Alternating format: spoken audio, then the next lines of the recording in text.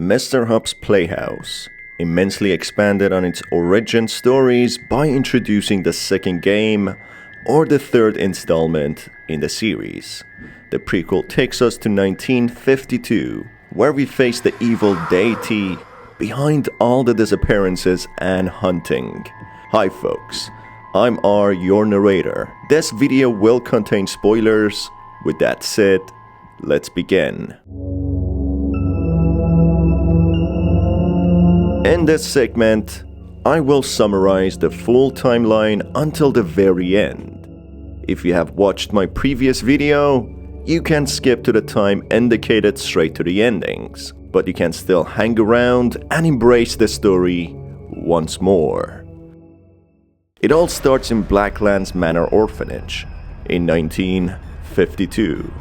An orphanage located in a town with a dark history of burning mischievous women and girls at stake, including orphan girls, whom the matron suspected of witchcraft. Esther, an orphan whom possibly lost her parents due to war, is taken in the orphanage, which has some horrible matrons who punish orphans in accordance to those times. Esther is consistently haunted by recurring nightmares of a specific girl burning at a stake, calling to her as if they are the same.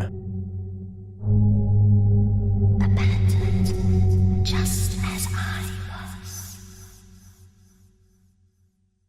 One day, Esther and her friends, Molly and Isaac, are given donation dolls. 3 dolls they call Mr. Stripes, Miss Bow, and Mr. Hopp. In a nightmare, Esther sees 6 mysterious symbols which date back to ancient times. The 6. These 6 symbols are a modern mystery known as the 6. They were first discovered on an ancient hieroglyphics, worn by a pharaoh as medallions on a necklace. The 6 have since been seen on many illustrations throughout history, with the latest discovery in 1876. Their existence, use, and relevance to loyalty and power remains unknown. Not much later, we learn about the backstory of this town through some paintings on the wall. The girl whom Esther consistently sees in her dreams was an orphan in the same orphanage, who was given a necklace with the 6 symbols on by an entity. The matron soon suspects her to have made a deal with the devil and burn her at a stake. While wearing the necklace, the girl's soul remains as a powerful entity alongside the demon, possessing 3 dolls, which are given to Esther, Isaac, and Molly.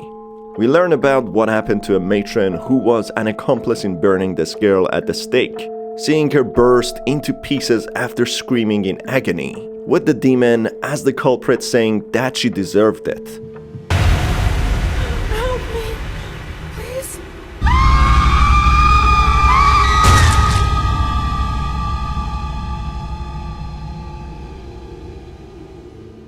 We soon learn more about this entity through some writing. The entity. This depicted figure is the personification of a powerful deity that rules over the underworld, a realm beyond the living. This force, once thought to be the guardian of hope, was banished from the above and sent to the depths of darkness for wrongdoings and corruption.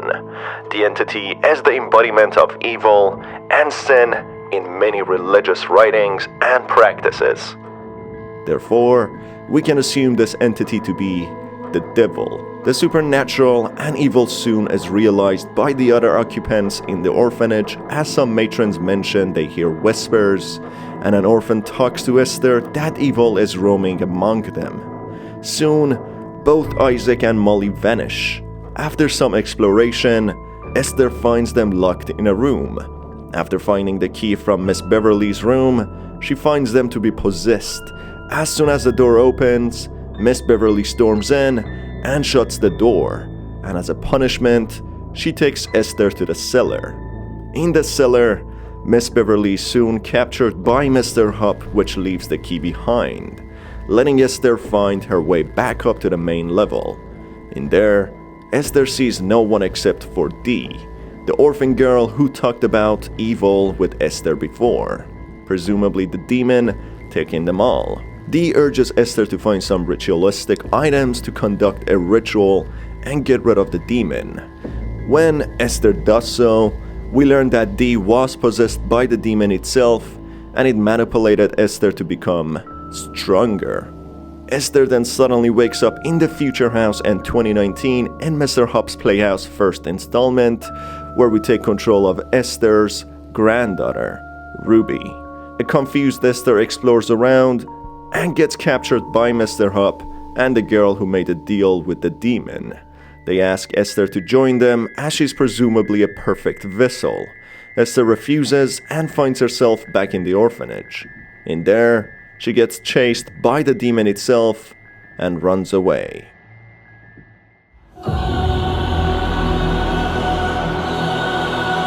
If Esther doesn't manage to collect all of the symbols, we are presented with the bad ending.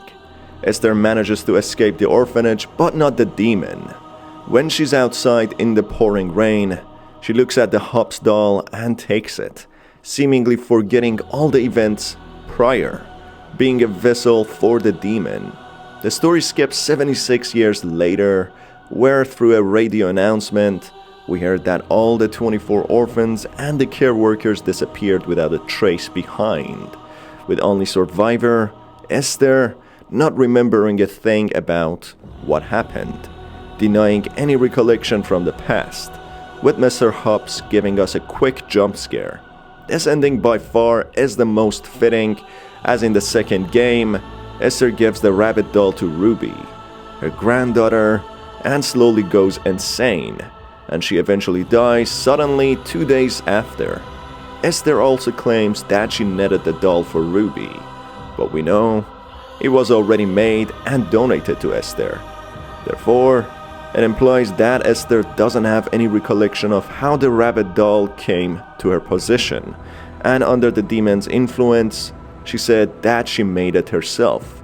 Towards the end, Mr. Hopp's jump scare is insinuating that Esther in fact was used as a vessel for the demon and brought the demon to her home and eventually to Ruby's home. The second ending we can encounter is of Esther collecting all of the symbols. This brings everyone back to the orphanage from the demon's controls, all of the orphans and the matrons. Skipping ahead 76 years later, we see a portrait of Esther, Molly, and Isaac, seeming happy. A happy birthday card from Ruby, and a necklace with all of the symbols on it. This brings Mr. Hopp back, and again, under the influence of the evil deity, Esther gives the rabbit doll to Ruby, a vessel used by the demon to infiltrate Ruby's home. Therefore, the necklace gave individuals power and status, hence the pharaohs and powerful figures wore it. But in return, the demon using the necklace as a totem took their souls in return. The girl in 1600s who made a deal with the demon became powerful after taking the necklace from the demon, but in return, her soul was taken by the entity. Two other endings include Esther escaping the orphanage prematurely, ignoring all the dolls, her friends, and the demon, which in fact comes back to hunt her, and another ending where she speaks to a magical shell, and as it says to Esther to do nothing, Esther doesn't, and leads her to be hunted by the demon. Therefore, no matter what Esther does, she ends up going insane and giving the rabbit doll to Ruby, her granddaughter.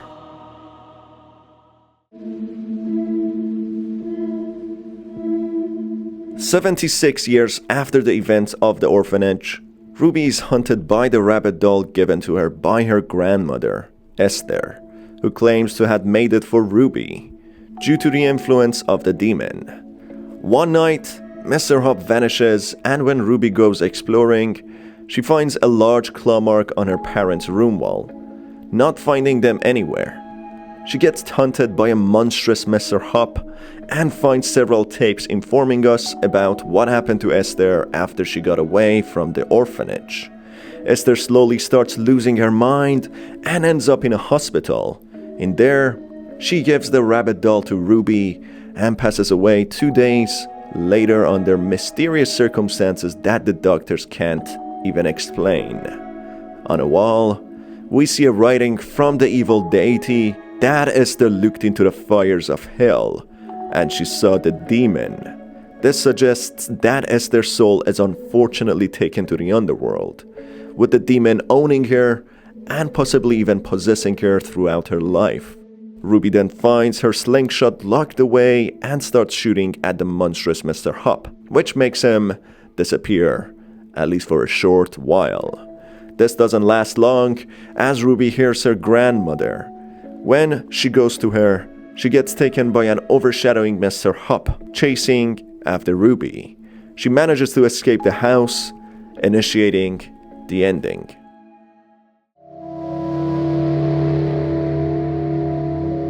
If Ruby escapes the house, we unlock the escape artist ending when she gets approached by police.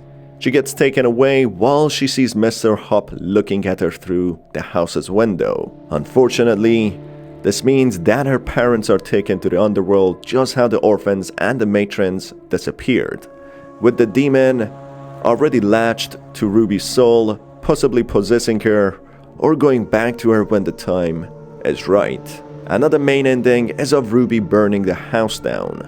When she escapes the house, she watches as the house burns down, with a voice prompting her to save her family, while she sees the demon's hand burning in the fire. After knowing the full origin story, we know that the demon has the ability to make people disappear, and presumably take them to the underworld, and a petty fire probably won't destroy the demon, as is the ruler of the underworld, a place engulfed in fire. But a possibility is that the rabbit doll burned and probably cut the ties of the demon to this world. The voice prompt encouraging Ruby to go to the house and save her family was probably the demon, in order to possess Ruby to get the doll out. The demon is also capable of bringing people back. Therefore, it wouldn't be surprising if the demon actually brought Ruby's parents back in the house, actually letting them burn to lure Ruby back to the house. Despite all that, I believe the demon is still lurking on Earth, as there are still 2 other dolls he possesses, Mr. Stripes and Miss Bow, which might give room for more installments. Another ending is initiated if Ruby goes back to bed despite all the paranormal, insisting that it wasn't anything but a bad dream. This proves to be a mistake, as the demon in fact exists and presumably possesses Ruby's body straight away.